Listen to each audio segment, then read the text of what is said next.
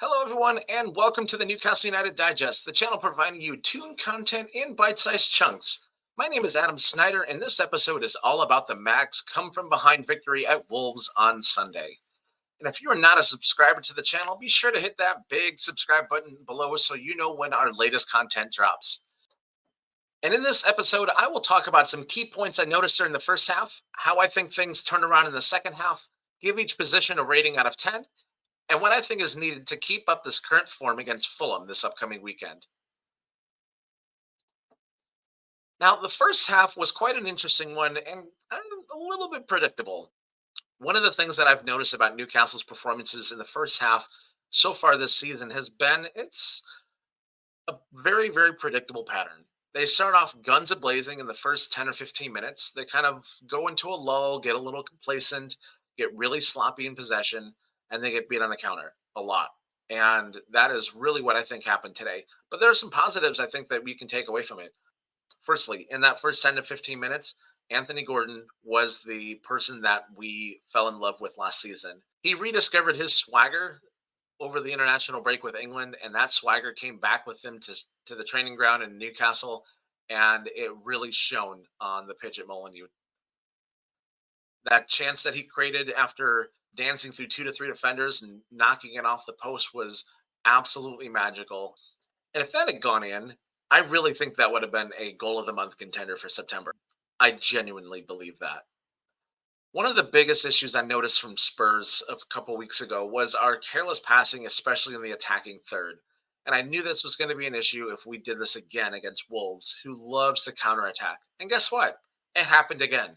There's a lot of careless passing from Joe Linton in particular, as well as Sean Longstaff. He really didn't provide a whole lot on either side of the ball. And it was this passing that directly led to Wolves' goal.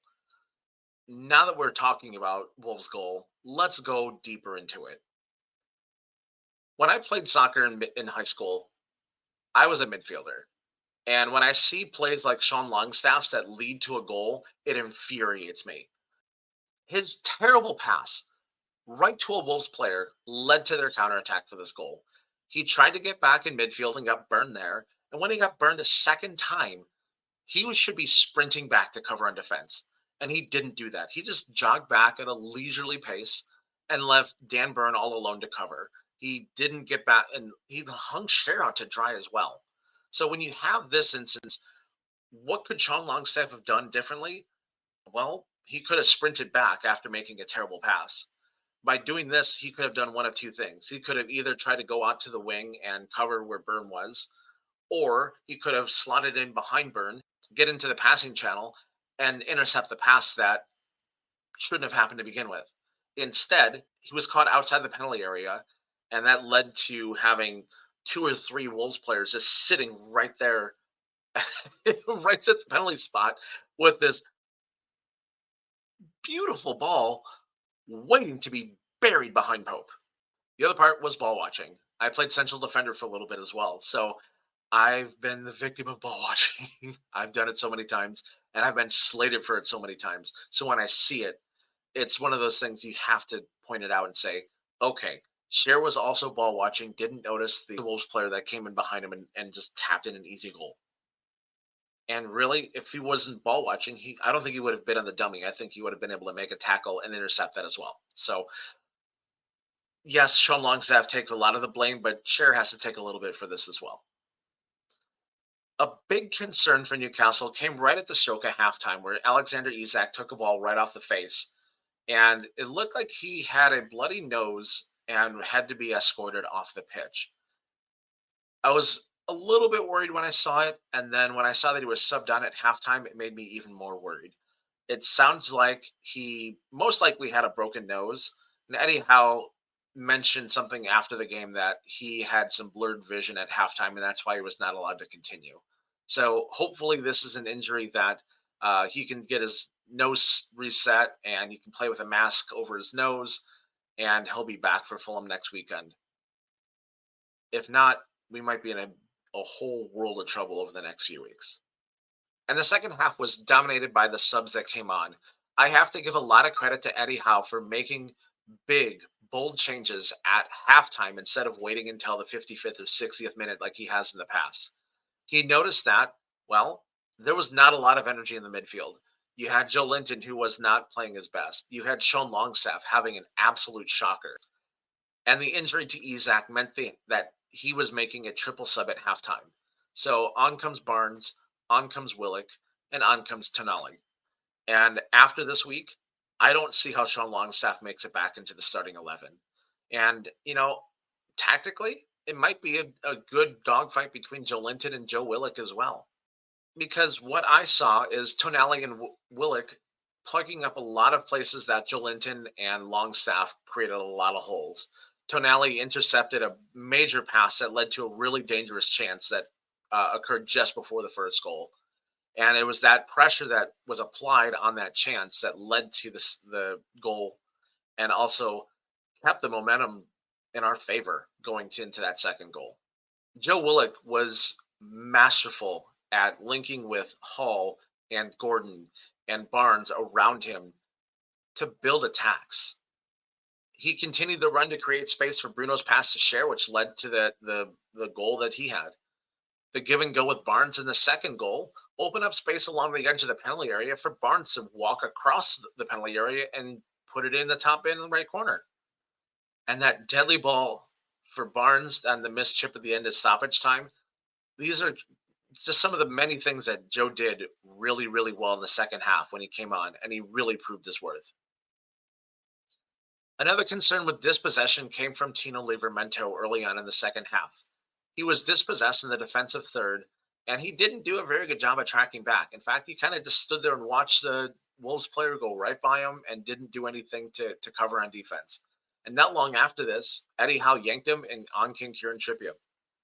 He provided a little bit more stability on that side for the remainder of the match. And I really do believe that this was one of those times where Eddie Howe sets a precedent with everybody on that squad. If you are not getting back after being dispossessed, you're not putting in full effort, especially in times of transition, you are going to get yanked because we cannot afford to have this sort of lackluster performance in those really crucial times of a game.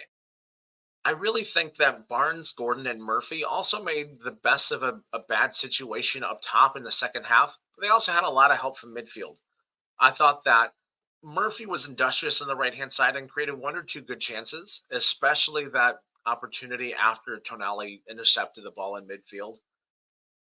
You had Bruno and Gordon crashing the net, and he put the ball right in between both of them. It was a perfect position for the ball. Just neither one of them could get to it. He did a great job of making Wolves pay in times when it really mattered. He wasn't the flashiest player this game, but he definitely showed what his worth, even though he wasn't the most outstanding player in that front three. And lastly, when holding on to the 2-1 lead down the stretch, having somebody like an Alexander Isak on the field or a Callum Wilson on the field to wind down some clock in the corner was greatly missed. Watching Jacob Murphy try to hold the ball in the corner was hilarious because there's no way he was going to hold onto that ball for very long. Oh man, that was hilarious. And now let's talk about the ratings that I give each position for this game. Starting in the back, we're going to go to the goalkeeper, Nick Pope. I'm going to give him an 8 out of 10 for this game. I thought that he did a really good job of commanding the box on crosses and on special teams, particularly on corner kicks. And I thought that his deflection and rebound control was a lot better this game compared to Spurs. And there was one particular punch where he just punched it and knocked it about 30 yards on a cross. And I was perplexed and impressed at the same time because I don't think I've ever seen that happen before. Down the stretch, he made some really good saves. I thought that Pope's distribution was a little bit better this game. There were a couple of scares that almost led to goals, but he is one of those goalkeepers that loves to live on the edge, and he kind of teetered away from it a little bit, but he still crept a little bit forward towards that edge at times. One thing we can't deny is that he made two absolutely humongous saves down the stretch when we had the lead. One of them, when it was a stand-up save with the outstretched arm, was able to just knock it off with a straight arm. And that full stretch save at the end of injury time that I really think will be a save of the month contender for the month of September. Now, moving on to the back line and defense, I'm going to give them a 7.5 out of 10. Wolves are a very talented counterattacking team, and this style is a bit of weakness for our back line. Both outside backs love to bomb forward and get involved in the attack, but when the counter happens, they get caught upfield, and it's difficult for them to get back and get organized. This leaves, right now, Dan Burn to clean up shop, especially because Cher loves to go up front too. So leaving Dan Burn to clean up shop, especially against a speedy Wolves team, provides some issues. And that was exploited as a liability on the Wolves goal.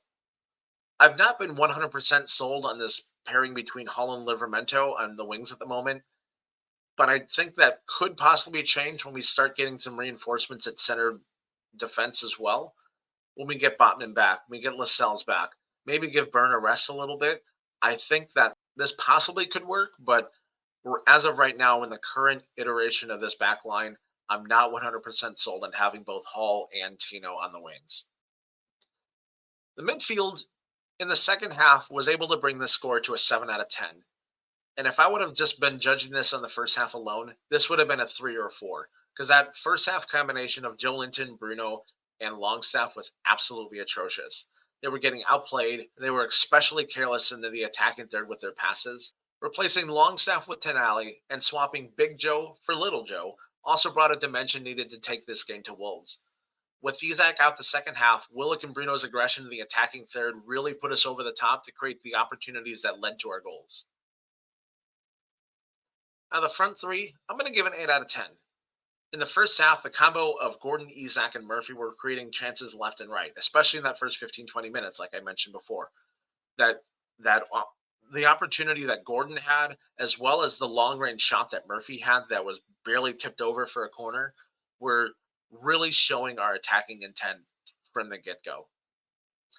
Having to adapt to losing Isak, the trio of Barnes, Gordon, and Murphy, I thought they did well to create chances, especially that one where Murphy threw the ball in between Gordon and Bruno after the Tonali interception.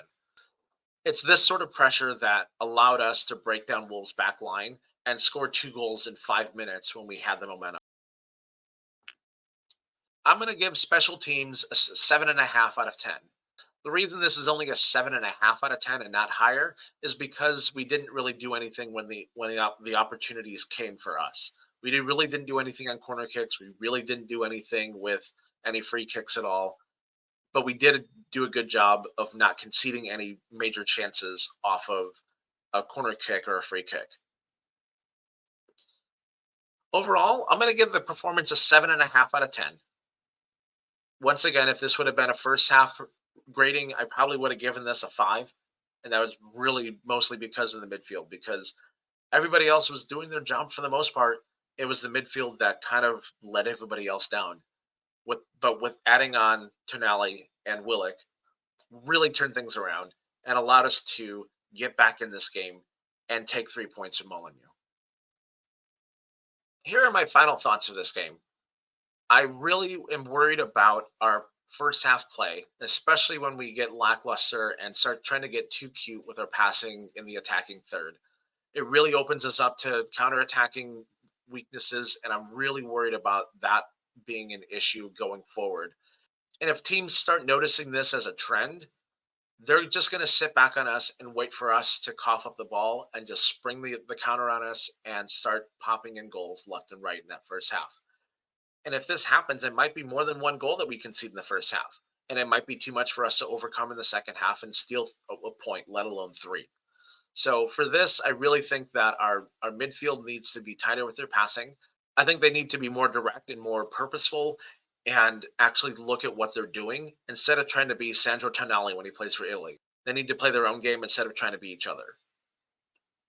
I'm not sure how Isak's injury is going to play out for this weekend, and I'm hoping, fingers crossed, that we can see Callum Wilson back to provide a little bit of cover, because otherwise we're going to be looking at Osula and maybe seeing Sanusi get brought up from the U21s. I'd like to see them have the opportunities, but I don't want to have to rely on them, especially with it only being in September. Our depth is starting to look a little bit thin again, and this is without having Champions League football. I'm hoping that Isak will be back. We'll have nearly full strength and we can really take it to Fulham. And that will do it for this edition of the Newcastle United Digest. If you enjoyed this episode, be sure to hit that like button and also click that subscribe button so you know when new episodes come out. Both of these things are easy and free, and they both help this channel grow. Once again, my name is Adam Snyder, and I'll see you next time. Bye for now.